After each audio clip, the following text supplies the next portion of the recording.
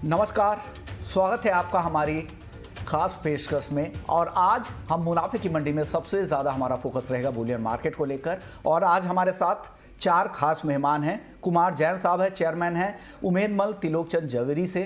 Sir स्वागत है आपका। और शिवांशु मेहता है, बुलियन हेड हैं एमसीएक्स के। साथ ही हमारे इसके अलावा मोतीलाल ओसवाल से अमित सजेजा और एलकेपी सिक्योरिटीज से जतिन त्रिवेदी हमारे साथ है। अब चारों मेहमानों का ईटी नाउ स्वदेश पर स्वागत है। लेकिन चलिए सबसे पहले गोल्डन शॉपिंग का हफ्ता है, इसलिए गोल्ड और सिल्वर की हम सबसे पहले बात कर लेते हैं कि क्या किस तरह से आपको शॉपिंग इस बार करनी है।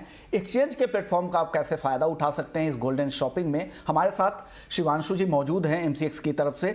शिवांशु जी, गोल्डन शॉपिंग अगर किसी को करना है तो एमसीएक्स के जो प्रोडक्ट है, चाहे वो गोल्ड का बेस कॉन्ट्रैक्ट हो, गोल्ड मिनी हो या गोल्ड गिनी या फिर गोल्ड पेटल्स हो, सारे कॉन्ट्रैक्ट डिलीवरी वाले कॉन्ट्रैक्ट है जहां पर ट्रेड भी कर सकते हैं। अगर आपको खरीदारी करनी है तो ट्रेडिंग के आखिर में जाकर आप पूरा पैसा चुकाकर वहां पर डिलीवरी भी ले सकते हैं, जहां पर प्योरिटी की कोई चिंता नहीं है। बताइए इस हफ्ते किस तरह के वॉल्यूम वहां पर दिख रहे हैं? क्या डिलीवरी के लिए इस बार बहुत ज़्यादा इंटरेस्ट आ रहा है खरीदारों का?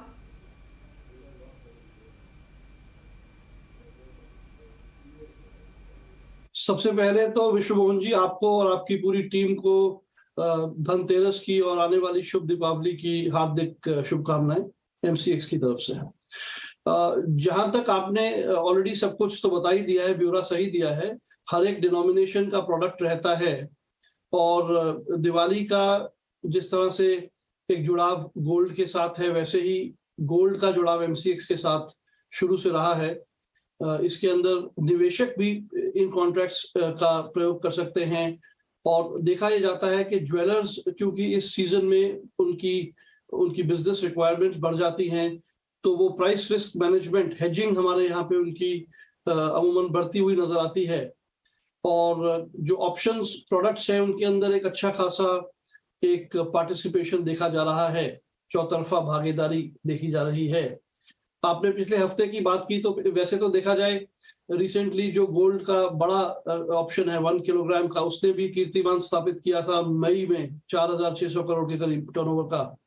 बट पिछले ही कुछ दिनों में, परसों इनफैक्ट, गोल्ड मिनी ऑप्शन जो हमने रिसेंटली लॉन्च किया था ज्वेलर्स के लिए, खासतौर पे छोटे बड़े ज्वेलर्स के लिए, उसने अब तक का अपना हाईएस्ट टर्नओवर का आंकड़ा यानी 269 करोड़ अर्जित किया है। तो कहने का मतलब है कि जैसे जैसे ज्वेलर्स अपने बिजनेस मॉडल के अंदर इन वायदों और विकल्प के साधनों को सम्मिलित करते चलेंगे, वैसे वैसे उनको इसका पूरा जो बेनिफिट है वो प्राप्त होता चलेगा। इन्वेंट्री की हेजिंग कर सकते हैं, पुट ऑप्शन से नीचे की साइड में अपने आप को संरक्षित करके ऊपर के उछाल प्राइस के में भागीदारी को मेंटेन भी कर सकते हैं। इस तरह का पार्टिसिपेशन देखा जा रहा है।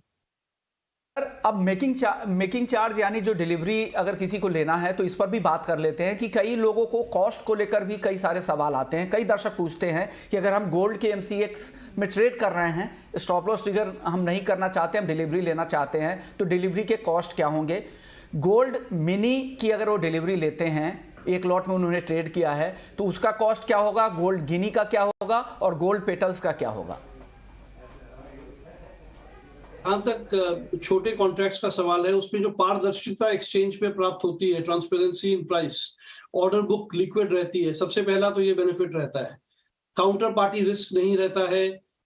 एक्सचेंज की अप्रूव्ड जो क्वालिटी स्पेसिफिकेशंस के हिसाब से गोल्ड आता है। हर एक गोल्ड की बार कॉइन को, बार हो या कॉइन हो, उसके साथ एक ऐसे सर्टिफिकेट आता है क्वालिटी का। तो क्वालिटी एश्योरेंस सबसे बड़ी चीज। एसआईपी की तरह डीमैट में आप उसे होल्ड कर सकते हैं, एसआईपी कर सकते हैं उसके जरिए, ये दूसरी बड़ी चीज। ट्रांसपेरेंसी, जैसे मैंने कहा, पारदर्शिता तीसरी चीज। जहां तक कॉस्ट का सवाल है, जो मेकिंग चार्जेस की आप बात कर रहे थे, तो गोल्ड गिनी जो छोटे कॉइन्स हैं, इनमें हमने पहले से ही प्री डिक्लेयर्ड है कि मेकिंग चार्जेस प्राइस के ओवर एंड अबव रहेंगे जो सेलर को प्राप्त होंगे बायर से लेके। इसमें कोई और किसी तरह की कंफ्यूजन नहीं है, ट्रांसपेरेंसी है। जैसे 100 रुपया अगर है गोल्ड पेटल में, 200 रुपया गिनी में है। इसी तरह से चांदी के जो 1 किलोग्राम के कॉन्ट्रैक्ट्स हैं उनके अंदर 400 रुपया अलग से है। तो ये सब चीजों के मद्देनजर एक काफी सहूलियत रहती है।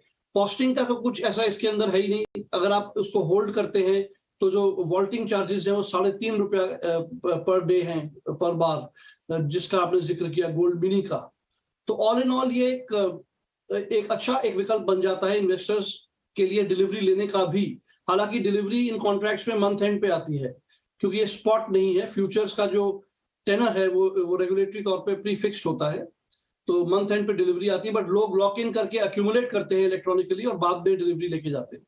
इसमें एक चीज और मैं विश्व मोहन जी बोलना चाहूंगा, क्योंकि आपने जिक्र किया था निवेशकों का। हमने रिसेंटली एक स्कीम, हमारे जो वॉल्ट सर्विस प्रोवाइडर हैं उन्होंने एक स्कीम लॉन्च की है कि बेसिस सेंटर अहमदाबाद से कहीं भी देश में किसी भी एडिशनल डिलीवरी सेंटर पे मूवमेंट करनी हो तो उस प्राइस को उन्होंने सिंगल प्राइस पे लाके खड़ा कर दिया है कि एक ही भाव पे जो कस्टमर है उसे वहां तक ले जा सकता है अहमदाबाद से, चाहे वो कोई भी डिलीवरी सेंटर हो। तो ये एक अच्छा विकल्प है डोर स्टेप डिलीवरी की तरफ लोगों को एक सहूलियत देने का।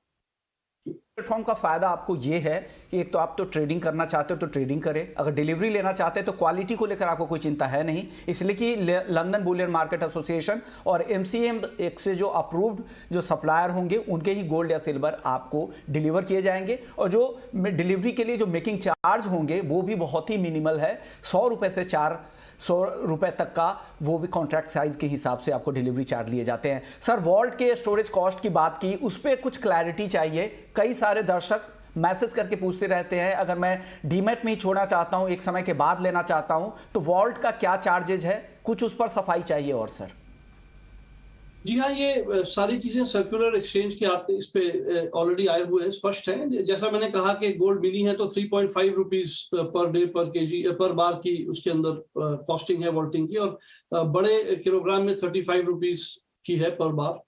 तो ये सब अगर देखा जाए तो नॉमिनल नेचर के चार्जेस रहते हैं।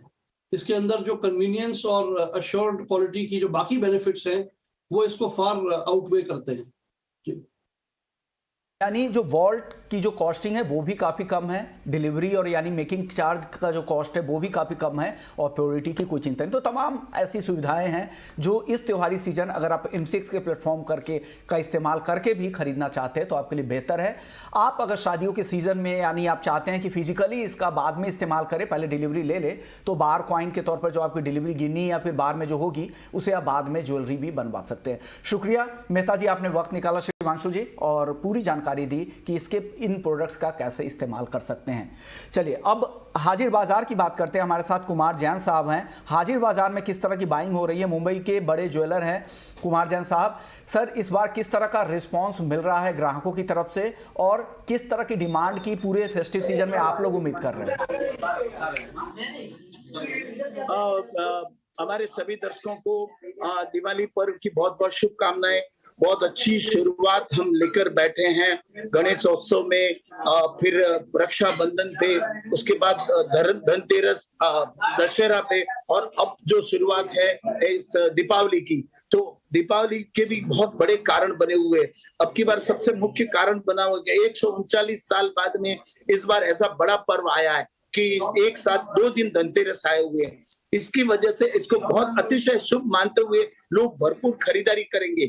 और इसके साथ में मैं गत वर्ष की कंपेयर कर रहा हूँ। गत वर्ष कुछ 80 टन सोना बिका था, लेकिन उस समय कोविड का माहौल था, लेकिन अब सरकार ने कोविड के रेस्ट्रिक्शन पूरे हटा दिए, तो इसकी वजह से हम जो टोटल सोना बिकेगा करीबन 120 टन पूरे हिंदुस्तान में सोना बिकेगा। एक ये कारण बना है। दूसरा जो कारण बना है बहुत बड़ा कि भाई अब की बार जो है धनतेरस के फेस्टिव सीजन के साथ साथ में शादियों की भरमार रहेगी। अभी सुबह मेरे इसका कारण बताता हूँ। सुबह जो मेरी समय शॉप पे जो इस समय हम आके खुलते हैं, लेकिन इस समय आपको सीन दिखाऊंगा तो कस्टमर भरे बैठे हुए, ये भी एक बहुत बड़ा कारण बना हुआ है। तो इसकी वजह से कहीं ना कहीं जाके लोगों के दिमाग में है कि भी जो अपॉर्चुनिटी मिल रही है उस अपॉर्चुनिटी को मिस नहीं करना है। और यही सब देखते हुए, और सोने ने कोविड के समय में 58,500 दिखा है, उसके बाद घट के यूक्रेन रशिया वॉर में 55,000 दिखा है। तो और इस समय जो 51-52 हजार का जो मौका मिला है, लोग भरपूर खरीदारी की तैयारी करके आए। मैं आपको थोड़ा सा नजर कराता हूँ मेरे शोरूम का। हम इस समय आते हैं, लेकिन इस समय कस्टमर हमारे साथ में बैठे हुए। देखिए, आप एक झलक खाली आपको दिखाना चाहता हूँ। शुरुआती दौर है, तो ये जो कस्टमरों का मूवमेंट आप देख रहे हैं। हाँ सर, मॉर्निंग का वक्त है, उसके बाद भी ग्राहकों की अच्छी भीड़ है। सर भाव भी काफी अट्रैक्टिव हो गए हैं। सर आपके पास दोबारा आएंगे। हमारे साथ जतिन त्रिवेदी और अमित सचेजा भी है। जतिन, 50,000 के नीचे सोना आ गया है। फेस्टिव सीजन का ये सबसे बेहतर हफ्ता है। धनतेरस और दिवाली एकदम कॉर्नर पर है। क्या लग रहा है, ये काफी अट्रैक्टिव प्राइस है खरीदारों के लिए आज? जतिन जी। गुड मॉर्निंग सभी दर्शकों को। ईटी स्वदेश के हैप्पी दिवाली।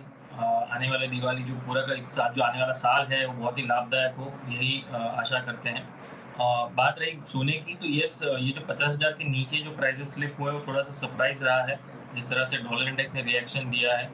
लेकिन मुझे लगता है कि सिर्फ शॉर्ट टर्म के हिसाब से देखने जाएंगे तो ये थोड़ा सा पेन रह सकता है। लेकिन जैसे कुमार साहब ने भी कहा कि यहाँ से जो लेवल्स हैं काफ़ी अट्रैक्टिव है। आगे चलते हुए 3 month 6 months down the line ये प्राइसेस जो हैं वो शायद रिफ्लेक्शन ना दें, और हायर साइड में 52, 51, 500, 52,000 वो एक बेस बन जाएगा जैसे ही आगे बढ़ना शुरू होगा तरफ से। तो यहाँ पे पर्सपेक्टिव रखना बहुत ज़्यादा ज़रूरी है। अगर शॉर्ट टर्म ट्रेड ले रहे हैं तो यहाँ पर थोड़ा सा वेट कर सकते हैं, या फिर सेल ऑन राइज की स्ट्रैटेजी बनाकर रखें। डे ट्रेडर्स के लिए एडवाइस रहेगा। लेकिन जो पोजिशनल ट्रेडर्स हैं और जो लंबी अवधि के हिसाब से ही देखना चाहते हैं सोने को, तो ये एक अच्छी खासी बढ़त के साथ जो यहाँ पर ट्रेड करने मिलेगा आगे चलते हुए। एक बार ये जो इन्फ्लेशन के डेटा जो है थोड़े बहुत कम होने शुरू हो जाएंगे तो ऑटोमेटिकली ये जो प्राइस एक्शन जो है वो पॉजिटिव का रूप जो है वो दिखाना शुरू कर देगा। तो जिस तरह से डेवलपमेंट है उस हिसाब से पहला क्वार्टर यहाँ से एक नेक्स्ट 3 मंथ्स के लिए थोड़ा बहुत वॉलेटिलिटी जो है वो देख रहा हूँ मैं मार्केट के अंदर। लेकिन 2023 की शुरुआत से मुझे लग रहा है सोने का भाव जो है बहुत अच्छी बढ़त के साथ ट्रेड करते हुए देखने मिल सकता है। भी किया था हमने, एक पोल किया था और अगले 1 साल तक के लिए, इस दिवाली से अगली दिवाली तक का गोल्ड का टारगेट जानना चाहा था। तो जितने भी देश के बड़े ब्रोकरेज हाउस है उनका मानना है, सिर्फ एक ब्रोकरेज हाउस को छोड़कर, रिलायंस सिक्योरिटीज को छोड़कर, सबको लगता है कि सोने में अच्छी तेजी आएगी और 55,000 से 58,000 रुपए के टारगेट गोल्ड में अगले 1 साल तक के दिए जा रहे हैं।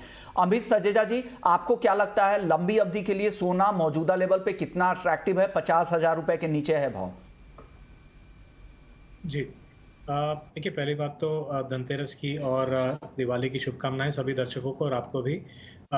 डेफिनेटली देखिए, ये एक अक्यूमुलेशन जोन बन रही है।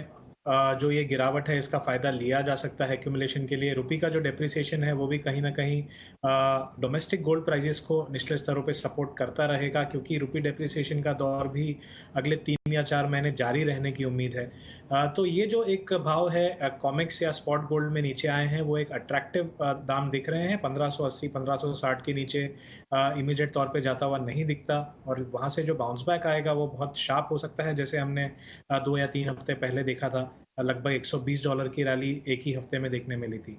तो उस लिहाज से मैं समझता हूँ कि दिवाली टू दिवाली अगर देखा जाए तो ऑन एन एवरेज 1920 से $1930 तक के दाम मिल सकते हैं, जहां पर डॉलर रुपी जो है वो भी एक एवरेज लेवल्स 82 के आसपास रह सकते हैं आज के 1 साल बाद। तो कहीं ना कहीं भारतीय जो गोल्ड प्राइजेस हैं, डोमेस्टिक गोल्ड प्राइजेस, उनको सपोर्ट मिलता रहेगा। ओके, यानी तेजी की उम्मीद सभी एक्सपर्ट्स को है। कुमार जैन साहब, आपको क्या लग रहा है, अगले 1 साल तक गोल्ड के प्राइस कहां तक जा सकते हैं?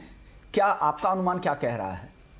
नहीं, बिल्कुल अभी ये टेम्पररीली जो नीचे आ रहे हैं उसका कारण रुपए की कमजोरी, डॉलर इंडेक्स अप डाउन और फेडरल रिजर्व ब्याज दर का बढ़ना घटना, ये सब कारण बने। जब मार्केट स्टडी हो जाएगा इंटरनेशनली, और कितना भी मार्केट टूटता है इंटरनेशनल में, फिर भी यहाँ रुपया कमजोर हो रहा है, तो हम आने वाले समय में तेजी देख रहे हैं। और जो मांग जिस तरह से आ रही है, आप इंपोर्ट देखिए, इंपोर्ट के आंकड़े देखिए, 2-3 महीने के लास्ट क्वार्टर के, उसके पहले के आंकड़े में इंपोर्ट बढ़ रहा है।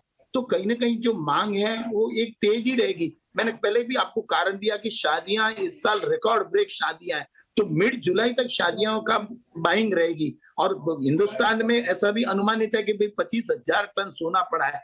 बहुत सोना महंगा भी हो जाता है, लोग काम चलाते हैं अपने रिसाइकल गोल्ड से, उससे भी काम चलता है। मैं आपको एक एग्जांपल देता हूं, अभी पितृपक्ष था, और ऐसी हर धर्म में मान्यता कि पितृपक्ष में लोग खरीदारी नहीं करते हैं। अपने पूर्वज जो चले गए हैं उनके लिए उनके लिए शुभकामनाएं और उनके लिए भावनाएं और उनके लिए धर्म ध्यान की बातें होती है। लेकिन इस समय भी हमने भरपूर काम किया। ऐसा काम करके हम पितृपक्ष में देख रहे थे कि धनतेरस आ गई रोज दिन से। तो कहीं ना कहीं एक अच्छी मांग जो आ रही है सोने में, उसका इम्पैक्ट बिल्कुल है कि सोना इंपोर्ट होगा और लोग खरीदारी करेंगे।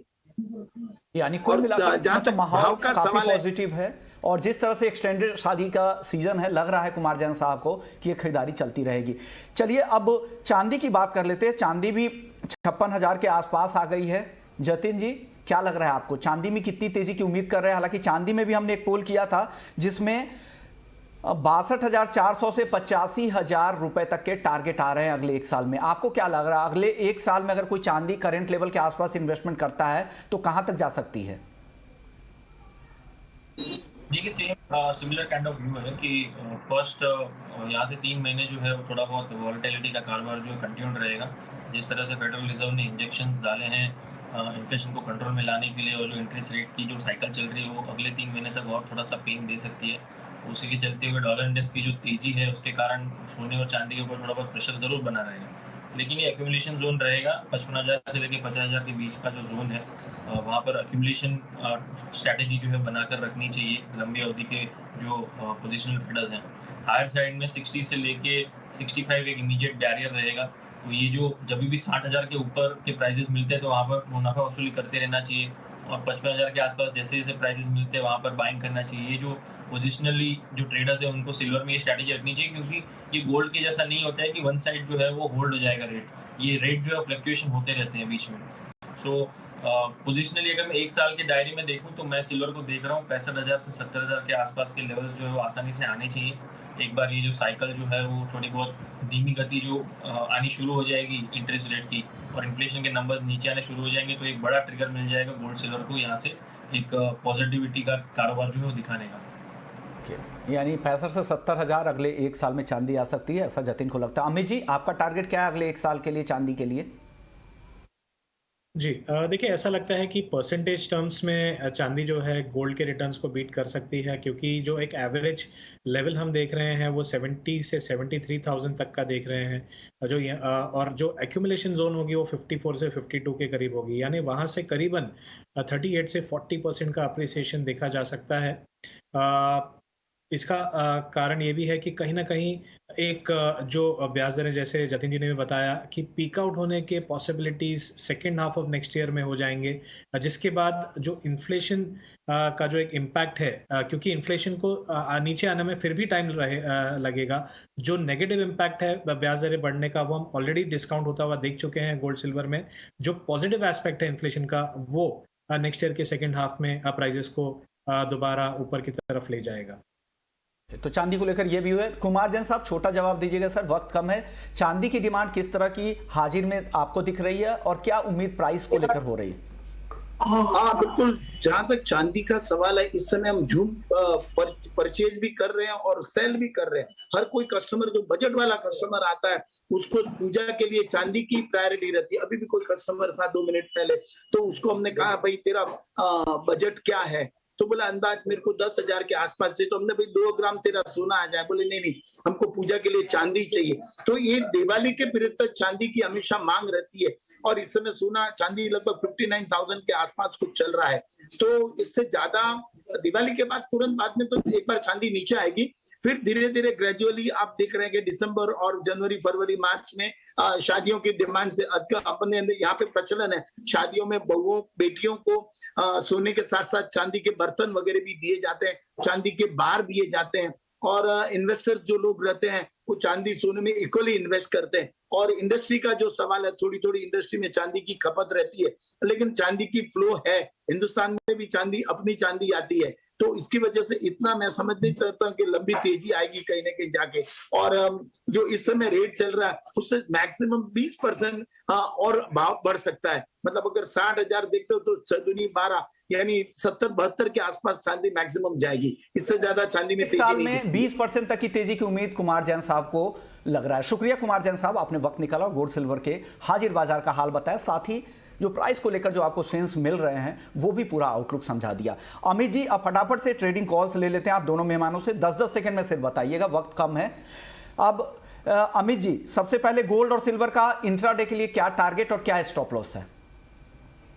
देखिए, शॉर्ट टर्म बेसिस बिकवाली का एक मौका है, मुझे लगता है 50,050 पे बिकवाली कर सकते हैं, और ये जो मंदी है, नरमी है प्राइसेस में, 49,730 तक जा सकती है। सिमिलरली चांदी में 56,600 पे बिकवाली कर सकते हैं, 55,600 के लक्ष्य। जतिन जी, गोल्ड और सिल्वर में आपका इंट्राडे के लिए व्यू 10 सेकेंड में। वेरी मच इन लाइन है इंट्राडे बेसिस पे, और 1 से 2 दिनों के हिसाब से गोल्ड के अंदर सेलिंग करें 50,000 के आसपास के लेवल्स के पास। स्टॉप लॉस जो है 50,200, टारगेट 49,700 लेके 49,600। सिल्वर में भी सेल ऑन राइज की स्ट्रैटेजी मेंटेन रखें, जब तक प्राइसेस 57,000 के नीचे हैं तब तक ये सेल ऑन राइज की स्ट्रैटेजी बनाकर रखनी। 59,400 500 के आसपास लेवल्स मिलते हैं तब शॉर्ट कीजिए। 55,500 55,700 के टारगेट से। कॉपर पर आज के लिए आपका टारगेट क्या है जतिन जी? कॉपर में थोड़ा सा कॉन्ट्रा बेट है, मुझे लग रहा है कल की जो उसकी रैली थी उसके हिसाब से मुझे लग रहा है यहाँ पर बाइंग जो है वो आनी चाहिए, लेकिन स्ट्रिक्ट स्टॉप लॉस के साथ ट्रेड करें। जिस तरह से फ्राइडे के दिन हम वॉलेटिलिटी जो है वो ज़्यादा देखते हैं मार्केट के अंदर, और डॉलर इंडेक्स के अंदर जैसे ही अगर ये तेज़ी और बढ़ेगी तो ये डेफिनेटली यहाँ पर थोड़ा सा नेगेटिव एक्शन आ सकता है। इसके लिए स्टॉप लॉस स्ट्रिक्टली फॉलो करें 638 का, और हायर साइड में 650 के आसपास टारगेट्स रखें। कॉपर के अंदर कॉन्ट्रा बेट है बाइंग का। अमित जी, क्रूड और एनजी पर आपका व्यू आज के लिए? जी, मुझे लगता है क्रूड की कल की गिरावट के बाद एक अट्रैक्टिव बाइंग लेवल आ रहा है 7,000 के नीचे, यानी 698070 के करीब मिलता है तो वहां खरीदारी की जा सकती है 6,880 के स्टॉप के साथ, और अपसाइड में 7,200 के लेवल रिपीट हो सकते हैं। हालांकि नेचुरल गैस में क्योंकि फिलहाल एक लीन सीजन है डिमांड के लिए, तो गिरावट जारी रहेगी। 452 के करीब में बिकवाली की सलाह देना चाहूंगा 425 के लक्ष्य के लिए। मैं बेस मेटल्स में कोई टॉपिक अमित जी आपकी तरफ से? मेरा मानना है कि जिंक में आउट परफॉर्मेंस दिख सकती है। 270 से 271 के करीब में बाइंग की सलाह देना चाहूंगा 269 के स्टॉप के साथ, और अपसाइड में 276 तक के लक्ष्य देखने मिलेंगे। ओके, शुक्रिया अमित जी आपका, जतिन जी आपका, आप लोगों ने वक्त निकाला और पूरा आउटलुक भी समझाया और फटाफट से ट्रेडिंग कॉल्स भी दे दिए। तो इस शो को यहीं समेटते हैं।